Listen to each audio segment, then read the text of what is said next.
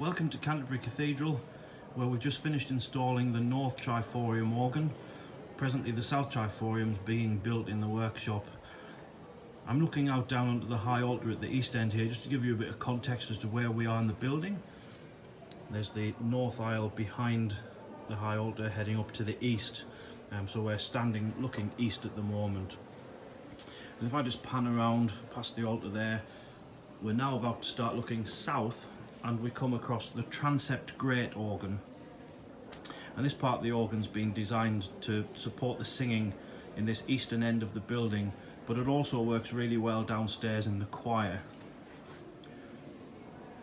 Here we have a complete chorus consisting of a bourdon at the back. In front of that is a slotted diapason, and then a principal, a 12/15, a 4-rank mixture, and then an 8-foot pezorn in the front here. We're now kind of looking westwards along the Triforium. I'll take you on a bit of a journey here, heading further west. We have the reservoir for the transept grate organ. You'll see the original Henry Willis & Sons bellows weights have been reused, but cleaned up and sprayed. And we have the base of the transept grate diapason conveyed off there, and the base of the bourdon there. This is all because of the roof line here. We have to have the bases at one end and then into sides here. Continuing along, we have the choir organ. We can't stand these bases up, so we have the bottom 6 of the choir bourdon lying down, and the bottom 4 of the dulciana also lying down. And in front of that is the choir organ. I'll go around there and have a bit of a closer look.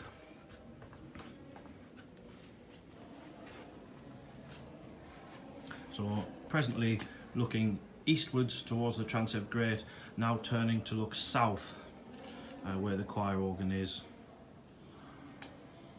And here we have a complete chorus with a new trumpet and the Father Willis corno di bassetto at the front. And we've reused some of the Manda pipework in this division.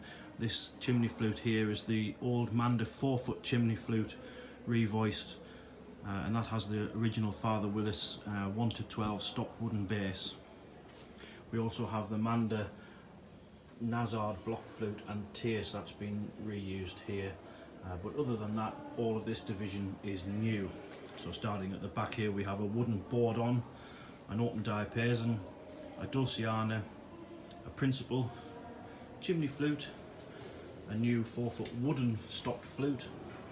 In front of that is the 15th, then the Nazard, which has a canistered stop base, then the 2-foot block flute, tierce, and then a new 3-rank mixture, and then the trumpet and corno di bassetto. Heading even further west now, we have our regulating keyboard up here, which is a wireless keyboard with a laptop touchscreen to control the organ. We just plug that into the mains and we can put that anywhere we like up here. We also have the console downstairs in the choir with all the switches on, which many of you will have seen before. There we have the double open wood lying down, but before that we have the solo organ. And so again, we're looking south here, and we're directly above where the choir would be singing in the stalls downstairs in the choir. So with the shutters at the front there. But then we have right at the very front the 8-foot ophicleide orchestral trumpet, and then the very lovely French horn. And then there's a passage board between those, and then we turn to the left there, we have a clarinet, an orchestral oboe, a cor anglais, and then we have the 2-foot flute, 4-foot flute, and then a couple of gaps because the strings aren't here yet, and then an 8-foot flute. So we'll have a look the other way and give you a bit more detail on those. So that's the clarinet on the left with the wide slots, and then the orchestral oboe with the very narrow slots and cap tops. Looking at the back here, there's the harmonic flutes.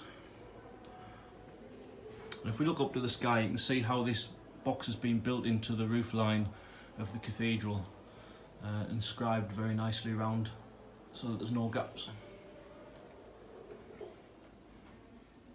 So heading further west now, we've got the double open wood.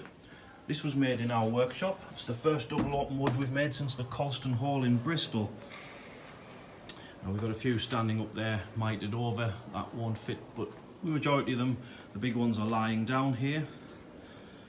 And many people have commented on the use of plywood for the bottom 24 notes of the 32-foot octave. So that's the 32-foot and 16-foot octaves are made in plywood.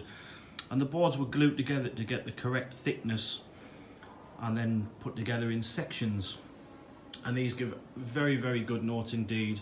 And there'd be no hesitation to make pipes of this size in plywood again in the future. Of course, further up the scale from 8-foot C, which we'll come to in a moment, they're made of poplar. And that's this section here.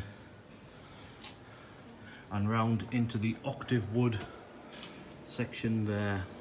So we're now looking west, down onto the screen where the console used to be, and down into the choir.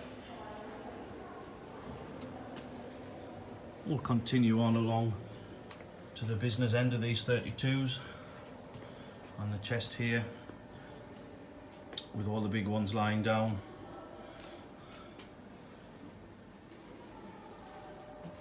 Coming round the corner to the wind system for these, and then to give you more context of just exactly where we are, if we go into this little gallery here, we're looking westwards into the nave.